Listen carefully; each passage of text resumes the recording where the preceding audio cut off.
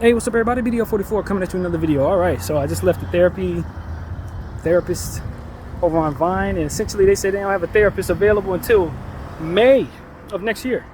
So they would likely be screening me today and put me on a waiting list, and then when I do get on that in their program, it's like a 12-week program, and from there we would basically try to figure some things out within 12 weeks. Problem is, I already got a therapist that I'm talking to twice a month, or however long it's going.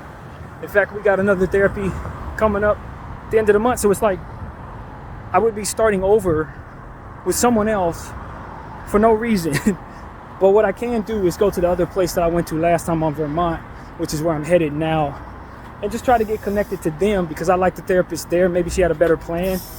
I don't know. But the most I got out of there was some really good information about how to advocate for self in regards to this process, because at the end of the day, it just seems like Tanya, to him and to myself, wants to kind of offload her work. She doesn't want as many clients, and so she's telling different clients to go different places. And so it's like, I don't have a problem with that. I understand they're probably overloaded, everybody is, but I just need to be able to get the help that I need, and if she's going to send me places that are going to have even more of a time span between sessions, that kind of defeats my purpose. So, I got a time schedule here, given the fact that by January I need to have already been in a program doing pretty good, and I've started up with Tanya, you know what I mean? So January is when SSI should be able to make their decision upon my mental health benefits for Social Security. Obviously what I need without housing, I'm gonna need that help, no source of income. It's a situation where I gotta advocate for self to get the help that I need. So that's basically what the brother was telling me. He was a black dude, and he was very helpful, man, and I really appreciated it. But all in all, man, I'm just gonna go over to this other clinic on Vermont, see if they can see me today, see if they can get me in their program. Hopefully their program is better suited for my needs, and then from there, if for no reason other than to go over there to their Walgreens and pick up my body wash, which is one of the things I wanted to do anyway on this side of town. So I still have business to do over there, like I said. But feeling pretty good, man. It feels good to be home. That's what I'm telling y'all. Like, just walking around the area over there, walking around the street and behind the therapy building, man, felt like home. I'm home. These are the streets that I grew up on, so it really feels good to be here, even though I don't necessarily get what I need over here. Just to be in this area is exactly where I want to be in life. When I'm most comfortable, these are the streets I'm on. So, to be over here for any reason, to walk around here for any reason, is a blessing for me, to be honest with you. So, yeah, in front of my favorite building, 2020, where I bought Bone Thugs' album, East 99, one of my favorite albums. When I was first here, on this white wall, they would always have 3 different albums that had just came out. One of them was East 99. And who knows what else the other albums were, but so many different times I've seen this white wall with album covers on the side of them. 2020 video. Came into this building many times to buy music. What it is right now is not what it was, but it is the same building. I assure you, it is the exact same structure, same bars, all of this is the same. It's the same building, man. 2020 video. I came in here 1.5 million times with my mother as a child. And so this is my home, man. This is where I'm from. Happy to be here. Can't tell you how many times I heard stories of people jumping off of this building. I kid you not, this is a main building people want to live themselves in Hollywood. I don't know if they still have access to get up there, but stories. Many a time they didn't block the street off because somebody didn't hopped off of that building. Many times, y'all. At least 10 times in my lifetime before leaving here. So, I got stories to tell, man. But unfortunately, none of them are recent because I've been away from this place for many years. But I was able to charge my phone a little bit at the clinic, at least to 76%, which I'll probably run down with this video here. But, it feels good, man. It feels good to be on the side of town from it. Love it. Seen the changes many times. This used to be a Washington Mutual bank ahead of me, turned into a Chase, just like every other Washington Mutual. But this building's always been here, man. And this is it. This is where we at. Sunset in Vine. I made my walk over here to do what it is that I need to do. This Bank of America has always been a Bank of America. Always has, always will be a Bank of America, it seems.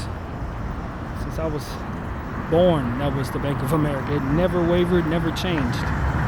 Everything else changed around it, but not the Bank of America. So yeah, man, going to the other clinic, man. Gonna hop on the train to get to Wilshire and Vermont. See if I can get into that place today. I've already signed up all their paperwork and everything over there. They've screened me, so it shouldn't be nothing to get me to talk to a therapist if they're there. And try to get in their program if that program is better for me. Because Tanya seems like she's trying to unload her clients. She wants less work, or maybe she don't think she can help this type of person, or I don't really know. But I'm gonna do my part to try to help her out. You know, it's not that I'm uncomfortable with her. It's just that she seems like she's more comfortable with less clients, man. That's what it seems like to me. So I'm not gonna take that personally. I just gotta do what I gotta do to get the help that I need, because I'm not getting it, and that's just what it is. But you know, I'm in good spirits, man. I'm where I want to be. That's the main thing, man. I told God before I made my first trip to Hollywood that I was ready to come home. I don't think it was within 5 days that he sent me home. Not 5 days from me saying that. So when you have that type of confirmation in your life, I hadn't been home in what, 10 or more years, more than 10 years.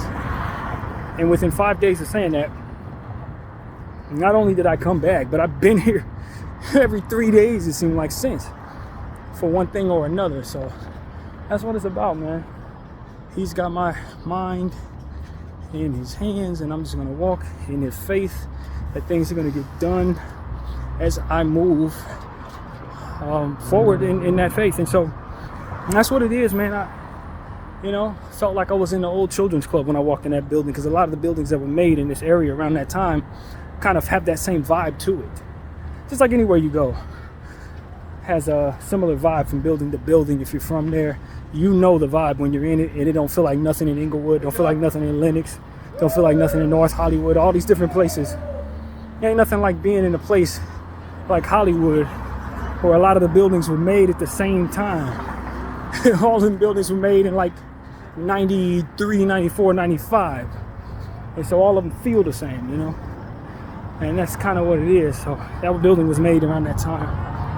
And had that same vibe as the old club, as I used to call it, the old children's club. So that's really what it is, you guys. Just happy to be home. Even if it's not for what it was I hoped to be home for. Trying to find the help, man. Trying to help I need, man. I don't know who's comfortable doing what in regards to mental health, but I ain't afraid to do whatever I need to do to feel how good as I want to feel, man. And I hope people will take that example and run with it. Run with it along with everybody else who's told y'all about their mental health and how they were looking for a journey, or were on a journey to get the help they needed. I'm not afraid of that, especially as somebody who looks like me. We can't be afraid of those type of things. We come up against too much, understand the brain too much, understand that there's more coming at us. You gotta have that under control. So yeah, that's what I'm here to say. I spoke with homegirl Kay. She was able to kind of speak with me in regards to certain things that we hadn't talked about while I was walking around the streets back there around the therapy area. So it was good to speak with her via DMs, and, just telling her that to keep believing in God, keep believing in what her purpose is. You are your own piece in this puzzle of ours, and the way that you are is going to be great enough. You don't have to change or feel that just because people ain't vibing with you that you have to move their way. If you put God first, he'll tell you exactly how much of that you need to do and how much you don't. And so that's what I want to tell her. Like, it's not my intention to make her feel like because I've told her that I didn't vibe with certain things that she did, that she has to overexert herself in the direction of making me happy in that way in order to be my friend or be in my life. I know she's trying just like I am, and we don't do that to one another. We try to encourage one another to, by way of what it is we want to do, be better within it. And if for some reason I do something that hurts her, then it's on me to care enough to do something that will help not push the circumstance in that direction any further. And so that's what she's doing. She knows that her silence gets to me in a negative way, so she's trying to show she cares a little more by speaking out a little more, listening a little more, and still expressing that she doesn't always feel like explaining herself. And so as somebody who cares about her, now I need to understand that and not ask her to any more than necessary. And so that's part of it, is getting the help that I need so that it won't ever be necessary. And as I move forward, I know what it is that ultimately will put myself in a position to be further respected by her, and what's going to be too much for me to deal with in regards to allowing things to get out of hand. So that communication and non-communication means a lot to us in our respective corners. So I give her as much as she needs from me if I can, and she's going to give me as much as she can. And then that's how our friendship can build from here. So I told her I didn't judge her. I think she thought I was judging her for her choices. I wasn't judging. I was hurt by them. As I perceived it, personalized it, I was hurt by it. But if I didn't care for her in that way, I wouldn't give a damn what she's doing. I think that part got lost. I think she thought I was judging her for how she was moving or how I perceived her moving. Maybe I predicted correctly and it made her feel ashamed. I don't know. But the point was I was mischaracterizing, but misunderstanding what it was that really was going on in my, as far as how much of that I should be personalizing and not. And that ultimately put a distance at us. So if she was messing around with somebody, that's her business. We're in a relationship. I wanted to see us as a relationship and wanted her to act as if she's in one, when that's not what this is defined as. So no, I'm not judging her for her choices. I was just hurt by what I perceived as her choices. And hurt by the fact that she wasn't doing what I wanted her to do that would otherwise not make me hurt. So that's what I wanted to explain to her. Ain't no judgment. Because if I didn't care nothing about you, believe me, I would not care that you did what you did. I thought the post was cool. You know, I'm happy she's out, you know, and if I didn't see her that way, I would be even further happy that she was getting out of the house to make herself feel better. You see what I'm saying? So it's like, it's my feelings that got in the way of what it was that ultimately was my opinion, not necessarily her decisions being something that would irk my sensibility, I guess is what you could say. Not at all. You do whatever you want to do. You're 27 years old. I don't expect a whole lot of a 27-year-old.